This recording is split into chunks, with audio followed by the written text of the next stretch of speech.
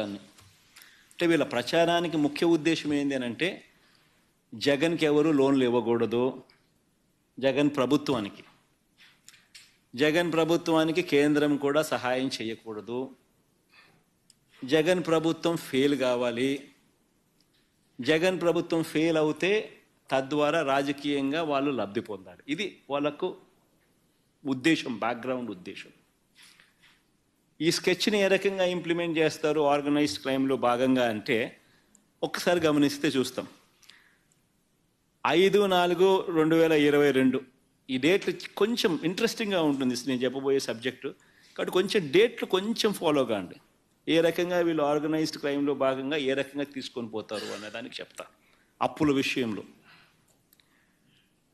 అప్పులన్నీ కూడా with in limits జరిగినప్పటికీ కూడా చంద్రబాబు నాయుడు గారి కన్నా వైఎస్ఆర్సీపీ ప్రభుత్వం ఇంకా బెటర్గా